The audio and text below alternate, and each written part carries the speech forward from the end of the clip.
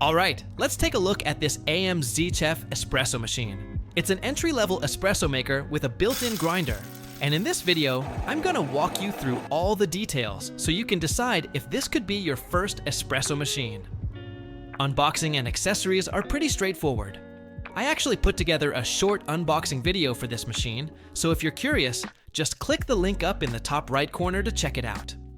In terms of accessories, you get a 51mm spouted portafilter with a 14-gram double shot basket and a 7-gram single shot basket. There's also a dosing ring that sits on top of the basket to catch the grounds and keep coffee from spilling out while you're grinding. You also get a scoop, and it comes with a solid metal tamper. It feels way nicer to use than the cheap plastic tampers that usually come with budget machines. This espresso machine is really focused on value for money. Most of the body is hard plastic with metal panels on the sides for decoration. The plastic actually feels pretty solid. Even though it has a built-in grinder, the whole machine is super compact.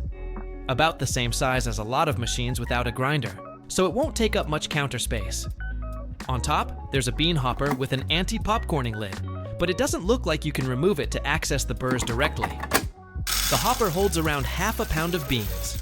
Underneath is the chute with a portafilter holder, and on the right side, you've got the 51mm brew head. One thing worth pointing out is the large clearance under the brew head. You can easily fit taller cups there, and there's plenty of room for both a small scale and your cup when you're pulling a shot, which is really handy if you like to weigh your espresso. On the left side, there's the grind size knob with 20 steps. For espresso, I usually start around setting 5 and adjust from there. On the right side is the control knob for the steam wand. When the steam is off, you can use it to dispense hot water. The steam wand has a single hole tip. You can move it around to find a good angle, and the steam pressure is okay. It's not super powerful, but it's enough to texture milk for everyday drinks. Around the back, the water tank holds about 1.8 liters, which is enough for quite a few drinks before you need to refill. The drip tray has a decent capacity too. When I looked at the drain outlet inside, I first thought it might have a 3-way solenoid valve, but it doesn't. Overall, the layout is very reasonable. The machine is small, easy to place, and the build quality feels pretty good for this price range.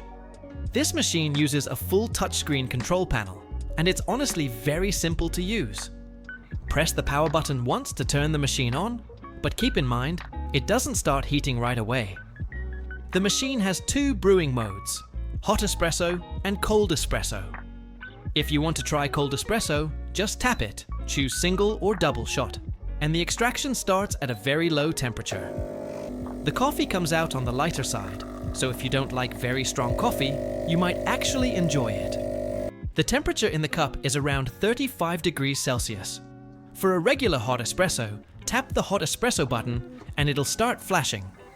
The machine begins preheating, which takes about 40 seconds. That feels pretty fast for an entry-level setup.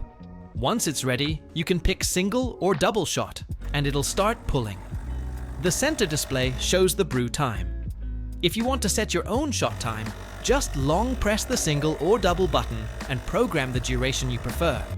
The middle icon is for temperature, and you get 3 levels to match different roast levels. There's also a button to set the pre-infusion time. The machine will first dispense a bit of water to wet the puck, then wait for the time you set before starting full pressure extraction. When you press the grind button, the default factory setting is 14 seconds of grinding. With the grind set around level 5 on this built-in grinder, 14 seconds gives roughly 6 grams, which isn't enough for a full double shot dose. To fix that, just long press the grind button to switch into manual mode. You'll hear a beep and it'll keep grinding until you press it again. The machine remembers that new grind time as your custom setting, so next time, it'll repeat it automatically. At setting 5, grinding for about 30 seconds gives roughly 13 to 14 grams, which lines up well with the included 14-gram basket.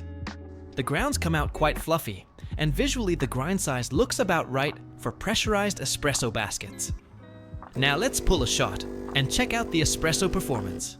The stock baskets are pressurized, which is very beginner friendly because they're not super sensitive to grind size or puck preparation. Even if the grind is slightly off, you still get a thick-looking crema most of the time, which helps new users feel more confident.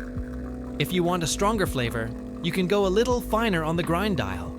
If you want something lighter, just go a bit coarser. For this shot, I'm using fresh dark roast beans from my local roaster. A lot of people think making espresso at home is really hard, but it doesn't have to be. As long as your beans are fresh, the taste will usually beat pre-ground coffee pretty easily. In the cup, the espresso from this machine is rich and intense, and this shot is also great for milk drinks with a comfortably hot temperature. With this kind of single-hole pressurized basket, things stay very beginner-friendly. The trade-off is that it does sacrifice some flavor clarity.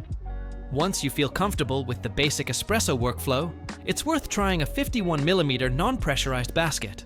A non-pressurized basket relies fully on the resistance of the coffee puck, so it needs a more precise grind size, but it can also unlock better flavor and more complexity in the cup. You can drop this style of basket straight into the stock portafilter, or pick up a third-party 3-tab bottomless portafilter. As long as the tabs match, it'll lock in just fine on this machine. For the non-pressurized basket, I go one step finer, down to 4. Any 3-tab 51mm portafilter can still sit on the built-in holder, so the workflow stays the same. This particular basket holds around 16 grams of coffee, so the dose needs a small adjustment compared to the 14-gram stock basket. From there, the prep is the usual routine. Use a distribution tool or a WDT needle to break up clumps, level out the surface, and then tamp straight down so the puck stays flat instead of tilting to one side. Brushing or wiping away the loose fines around the rim helps keep the group gasket cleaner and can extend its lifespan.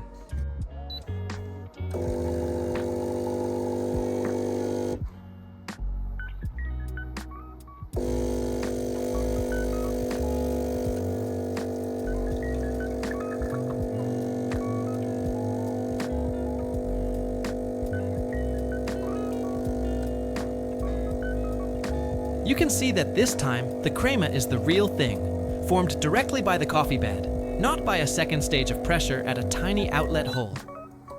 The texture of the espresso feels thicker, and the flavors stay more intact, so both the complexity and mouthfeel move up a level compared to the pressurized basket shot.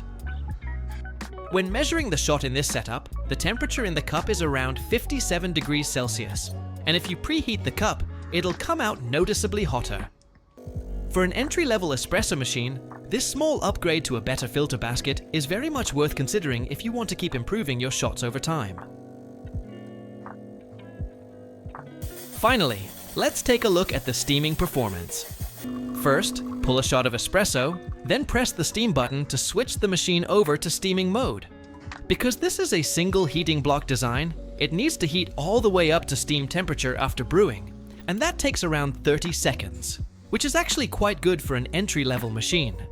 Before frothing, it's a good idea to quickly open the steam wand and purge out the water so the steam is drier.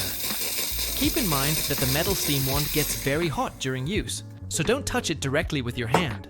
The wand is easy to move and adjust to find a good angle in the pitcher. Like many beginner espresso machines, the steam pressure isn't extremely strong, but it's enough to create a proper vortex in the milk. Starting from cold milk, it takes about 1 minute to reach a hot-to-the-touch temperature.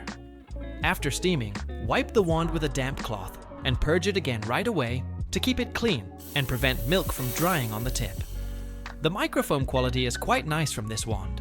The texture is smooth and silky, with good flow, so it's more than enough for tasty milk drinks, and also perfectly fine for practicing basic latte art at home. Overall, at a price under $200, this AMZCHEF espresso machine is easy to recommend as a starter setup. If you bought a separate entry-level espresso machine and a separate grinder, you'd usually pay more than this and also use more counter space. One thing to note is that the built-in grinder cannot be taken apart by the user, so you don't really have access to the burrs for deep cleaning. If the grinder ever feels a bit tight or clogged, you can try turning the grind setting to the coarsest level and running it for a moment.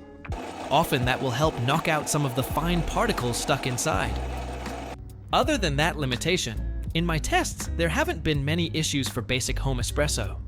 If you're just starting to learn espresso and want a first machine to see how it feels to make coffee at home, this machine can definitely handle everyday drinks. If you have any questions, feel free to leave a comment. And thanks for watching.